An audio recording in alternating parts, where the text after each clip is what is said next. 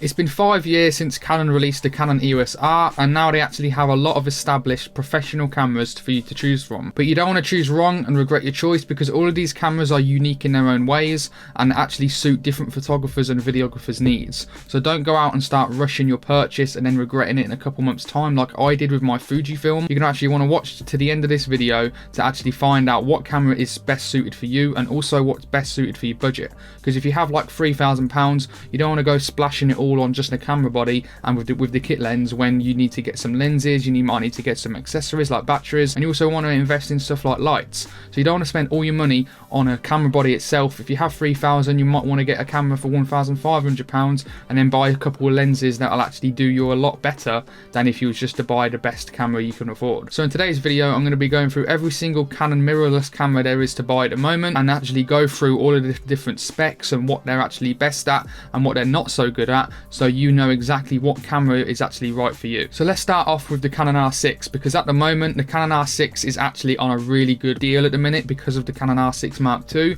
Since the release of the Mark II, the price of the R6 has actually dropped to about, I think, £1,899, which is actually a really good deal considering it was around 2,400, I think it was. So I think this will be a really great option for a lot of photographers out there. Maybe not so much videographers, but we'll get into that in a little bit when we actually talk about the specs. But I actually think for photographers, I think the Canon R6 is an amazing camera. It's got a 20 megapixel sensor, so it's not the biggest number in the world like you might find on the Canon R5, but it's actually still an amazing sensor and you can still get amazing photos out of it. But what's actually good about this 20 megapixel sensor is that it's actually great for low light. So for low light photography such as events and weddings, this camera is probably the perfect camera to actually go and buy because of just the low megapixel count. You don't need crazy high megapixels for events or weddings. The only time you really need high megapixels is for maybe like product photography and landscape photography, portraits, and that helps as well, and just for like mainly cropping overall. So having a 20 megapixel sensor, it's not just great for like wedding and event photography, it's also great on actually having smaller file sizes as well, so your hard drives and SD cards won't get filled up loads compared to like the Canon R5 for example. Another reason why it's actually really good for weddings and events is because it has 2 SD card slots, which means you can either write the exact same pictures or videos to these SD card slots, so if one corrupts, the other one hopefully should be fine and you actually have a backup. That's just another good thing because you have really ease of mind when you are, for example, photographing or videoing events such as weddings, because the last thing you want is to actually be able to get to the end of the wedding and your card corrupts when you've only got 1 SD card slot. So having 2 SD card slots is actually really great for weddings, and it's also got 12 frames per second mechanical, and it can go all the way up to 20 frames per second with the electronic shutter. So again, it's great for weddings because you don't want to miss that moment. So when that couple finally kisses, you probably won't miss the shot because you're getting 12 frames per second at least in mechanical. And then if you also actually pair that with the amazing dual pixel autofocus in these Canon mirrorless cameras, it's going to actually be very hard for you to actually miss the shot instead of actually not get it. So that's just loads of different reasons why this camera is so good for wedding and event photography. But obviously it's not just for that purpose only. It's great for street photography, it's great for portraits as well, and it would be great for video, and it is great for video, but there is some downsides to the video where I'm actually going to be talking about now. The specs are not too bad, and it also has in-body image stabilization, which is obviously great for low light photography again because you don't have to up your ISO too much, and it's just also great for obviously handheld video, run and gunning. So if you don't have a gimbal for example and you want to run and gun, like do some music videos, or if you want to do some weddings like film weddings or anything like that, really the IBIS will actually come in handy. It's also got 4K 60 frames per second with like a 1.1 times crop, which is basically near enough full frame, so it's not too bad. It can shoot full HD 120 frames per second, so you get that super slow-mo in 1080p. It can shoot 10-bit 422, so the video specs on this is actually really good. But the problem, and the major problem that is still to this day with the Canon R6, is the overheating. Now at 4K 60 you do get some overheating issues, and a lot of people have complained about this, and that's actually one reason why I would actually not really suggest people buy the R6 for video, and I actually think you should go for the R6 Mark II. We'll actually talk about the R6 Mark II next, but that's the only main thing. If you're shooting in like 4K 60 for example and you start getting overheating, you're gonna have to stop and wait for the camera to cool down. That is the biggest problem with the Canon R6 for video. And another bad thing with the R6 for video is the 30-minute record limit. Or you have your camera on the tripod filming a wedding reception or the wedding ceremony, then you're gonna have to constantly go over to it every 29 minutes and 59 seconds to actually re-record it. It's also got great great battery life, so you don't actually have to worry about constantly changing batteries, especially for photos. If you're doing wedding photography, it's going to be great for that as well. So I'd say the Canon R6 is perfect for wedding event photographers, portrait photographers, maybe some video, but I wouldn't exactly say this is the best for video really. So after looking at them specs and knowing about this camera, you obviously can decide if it's right for you or not. But we're actually going to be talking about the Canon R6 Mark II now, and this is the camera I'm actually going to be buying very, very soon because I actually really love the look of it.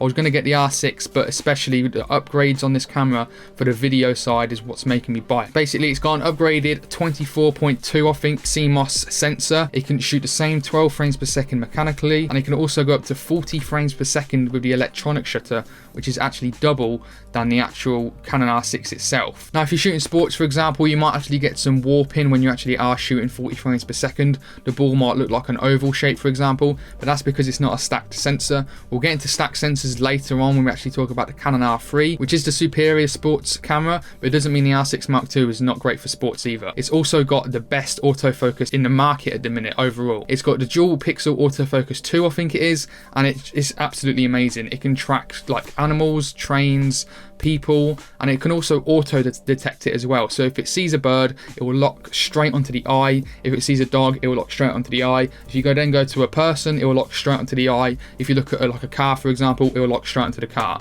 It's honestly so smart and it's ridiculous. Again, it's still got IBIS, so it's got great for video and great for photos as well. But there's not actually much difference between the R6 Mark II and the R6 for photography. Mainly just them two things that I spoke about there, but it's the video side where they actually are the big actual differences. So for a start, it can do 4K 60, no crop. Not the 1.1, even though that wasn't much anyway. It can do completely no crop, and this time instead of 120 frames per second at full HD, it can do 180 frames per second at full HD. And it can also shoot 6K RAW if you actually use an external recorder like the Ninja Atomos. But again, with the R6 Mark II, no overheating at all, so you're safe on that. That is the biggest upgrade I think over the R6 itself, is because of the no overheating. You can just record without any worries. And another huge upgrade as well is there's no record limit, or actually it might be like a 6 hours record limit, which I think's more than enough. Who's really going to be sitting there for 6 hours recording? So for example, with interviews, you don't have to worry about turning on the camera every half an hour, and also obviously at wedding ceremonies as well, you can just keep this camera rolling and it will just capture everything for like 6 hours, I think it is. So they're the main differences I think between the Canon R6 Mark II and the Canon R6 itself. Not a crazy difference, that's why a lot of people are not upgrading to the R6 Mark II, but if you are a videographer, I really do suggest you do upgrade to the R6 Mark II just because of them two main features. So I think the R6 Mark II is probably the perfect hybrid camera on the market at the minute. It's honestly great for all types of photography. It's great for wildlife photography, it's great for portraits, weddings, again with the low light capabilities of the 24 megapixel sensor, and it's also great for videographers. Now you don't have a record limit, now you don't have overheating, you have more super slow-mo, you have great 4K 60, 4K 24, and if you want you can shoot 6K RAW as well with an external recorder. This camera is honestly perfect for everyone, and at around £2,700 I actually think this is an absolute amazing deal of a camera. If you can find it for cheaper as well, I do suggest you go for that, because honestly I think this camera is absolutely amazing. So for a lot of you out there, I do think this is probably the perfect hybrid camera for everyone. So if you do have the budget, I do suggest you actually get the R6 Mark II, even if you can afford the R5, which we're going to be talking about next, because the Canon R5 is amazing, don't get me wrong, it's so good. For the extra, like I think £1,000 or £1,500, you do get a 45 megapixel sensor, so you do get so much more detail in your photos, and it's great for landscapes, great for cropping. It's just amazing. That sensor is absolutely so good. But the thing with having a 45 megapixel sensor, like I mentioned earlier, is that the file sizes will be absolutely unbelievable. Like, it will be stupidly high. You'll be filling up SD cards and SSDs and hard drives way more quicker than if you was going to use an R6 or an R6 Mark II, for example. And also with this 45 megapixel sensor and also the video specs, you're going to have a CF Express card type B slot as well as an SD card slot, instead of just the two SD card slots that you get with the Canon R6 and the R6 Mark II, which also means more money because CF Express cards cost a lot more than just normal regular SD cards. So it's not just the extra £1,500, you've also got to get all these accessories for it as well. So remember, if you do actually pick up the R5 and splash all your budget on it, you've also got to get all these like hard drives, SSDs, and also CF Express cards to actually go with it, with a load of backups as well, because it's going to actually fill that card so quickly. However, if you do do have basically the budget to get it and lenses and all of that, the Canon R5 is probably the way to go. It's just a more superior camera in my opinion. It's got a 45 megapixel sensor. It's also got the same 12 frames per second mechanical and 20 frames per second electronic, and it's also got IBIS as well, so again great for video, handheld video. It's got the same 4K 60 and 120 frames per second in 1080p, but not just in 1080p, it can also do 4K up to 120 frames per second, so you can get that super slow-mo in that amazing 4K quality. And not only that, it can also shoot 8K up to 30 frames per second in this camera internally, and that was their main selling point of this camera, is the 8K. So you might think, amazing, 8K, I'm so future-proof for myself. 4K 120, I can get as much slow-mo 4K as I want. I can get 4K 60, I can shoot amazing photos. Is this a perfect camera? Well, yes. Also no, because Canon's biggest mistake with this camera was marketing it at 8K. It can shoot 8K this, it can shoot 8K that. But like I said with the Canon R6, the Canon R5 has major overheating problems, and that was the main concern about everyone when they were actually reviewing this camera, is because it just kept overheating. You had to keep stopping what you was doing to make the camera cool down. So yes, it's a brilliant video camera. You can get some amazing, stunning videos out of it. You've just got to be wary with that overheating. So it is probably the perfect hybrid camera out there, but it's not anymore because of the actual release of the R5C. Now basically the main difference between the Canon R5 and the R5C is that they've put a fan into it, again to stop that overheating. Now the main difference between the Canon R5C and the R5 is basically it's got a cinema menus. So it's got more cinema level specs and also cinema level menus, as well as the fan to actually make the camera more like professional for videoing and for cinema in general, because it's a cinema camera at the end of the day. It's not just a cinema camera, you've got the exact same photo specs as you can find in the Canon R5. So it's still got a 45 megapixel sensor, it's still got all the photography menus in there as well. It's just also got a cinema camera in there as well, which is absolutely ridiculous. However though, with the R5C, we actually use this camera at work and it's absolutely amazing. We use it so much, we've actually just picked up a second one as well at work because it is actually so good. However, the only bad thing about it is the battery life is basically non-existent, and the only way to get around it is to probably rig it up and get an external battery for it. When you're recording, for example, 4K 60, it will only last you like 20 minutes to half an hour. It's honestly stupid. So if you do pick up the R5C and you plan to do a lot of video, which I'd imagine you would because it's a cinema camera at the end of the day, I do suggest you actually rig it up and get like a V-mount battery, for example, get a cage, everything like that, because that way you'll be able to record for much longer instead of constantly switching out batteries. We literally can go for about 8 to 10 batteries on one shoot with the R5C. It's actually ridiculous. Well, moving on to their actual flagship camera, which they actually say is not the flagship camera, and that's the Canon R3. Now the Canon R3 is their most expensive camera. You can find it for about £5,500 or £5,800 or something like that. It's like £1,000 more than the Canon R5, and basically it is their flagship camera at the minute. It's got a 24 megapixel sensor. It can shoot 30 frames per second with the electronic shutter, and I think 15 frames per second with the mechanical shutter. So it's great for sports photography. But the main thing about the Canon R3, like I mentioned with the Canon R6 Mark II at 40 frames per second, if you're shooting sports, you might get that warping effect on balls or bats, for example. With the Canon R3, you do not get that. It is a clean image all the way through. You don't get any warping, and that is because it is a stacked sensor. Now basically what a stacked sensor means is that it's like got 3 layers of sensors all at once, which basically means it can read out the image and then read out all the images a lot faster, which means there's less like buffer waiting times, and obviously you can get more cleaner photos. So that's why this camera is priced so expensively, to be fair, because at the minute it is probably the best sports camera out there at the minute. Not only that, it has the best autofocus in the market with the dual pixel autofocus 2, and it's also got eye tracking as well. So if you actually put your eye up to the viewfinder,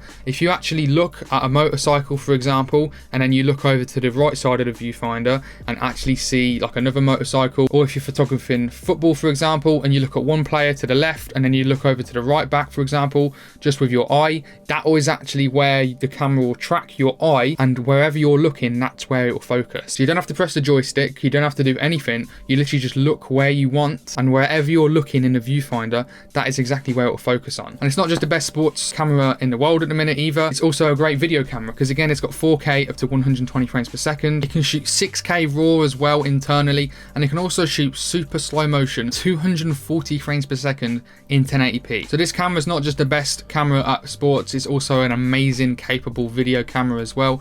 And strangely enough, I've never actually held one, but a lot of people say it's the lightest camera, or one of the lightest cameras I've ever used. Especially that's weird as well, because obviously it's got the built-in grip. So it's like the 1DX series where it's got that built-in grip with the obviously controls on the grip as well, and that actually means it's got bigger batteries and also more expensive batteries as well. So obviously you do get more of a cost with the batteries that way, but honestly this camera is absolutely amazing. It's got up to 8 stops of in-body image stabilization, and it can also shoot up to 195 frames per second burst mode, like a ridiculous high-speed burst. Obviously you're gonna have to wait a couple seconds until that's done, and the 30 frames per second electronic mode is all raw photos as well. Moving on to their actual brand new release, the Canon EOS R8 is probably the one that people should get. I think this is the best valued camera on the market at the minute, any system over Sony, Nikon, anything. This camera is absolutely ridiculous. There's a few reasons why I'm actually not buying it, but I was going to buy it. We'll actually get into in a minute, but basically the main selling point of this camera is that it sells for about £1,700, which is the same as how much the Canon EOS R sold for when that came out in 2018. But the main thing about this camera itself is everything I said earlier about the Canon R6 Mark II, all of the specs: 4K 60 no crop, 24 megapixel sensor, 40 frames per second with the electronic shutter, no record limit, not really much overheating. All of this is exactly the same specs as the Canon R6 Mark II, and the only main differences between the Canon R6 Mark II and the RP is that it doesn't have a joystick at the back and it doesn't have a wheel either, and it also doesn't have in-body image stabilization, which is actually one reason why I'm not picking this up. It's not got the same batteries as the Canon R6 Mark II. It's got these smaller batteries as well, which actually last for half as long, and if you're shooting 4K 60, it's probably going to last probably the same as the Canon R5C, so you're going to probably have to get a lot of these batteries anyway. So that price actually will creep up with the prices as well, but £1,000 cheaper than the Canon R6 Mark II. I actually think this is a crazy deal, and it doesn't have 2 SD card slots, it just has the one, and it can't shoot 6K RAW. So they're the main differences between the R6 Mark II and also the Canon R8, which are not crazy differences, but if you actually do think about it, especially for me anyway, I want IBIS, I want 2 SD card slots, and I want better batteries. That's enough for me to actually get the R6 Mark II. But for beginners out there, entry-level people, this is the perfect camera to buy. I don't care what anyone says, it's absolutely unreal what you actually get for your money. But that's all I'm going to talk about for the R8. I've got like 2 or 3 videos on it that you can go back and check if you want. So now we may as well talk about the Canon RP, which is actually Canon's cheapest full-frame camera that they offer at, I think, under £1,000 brand new, around £989 or something like that.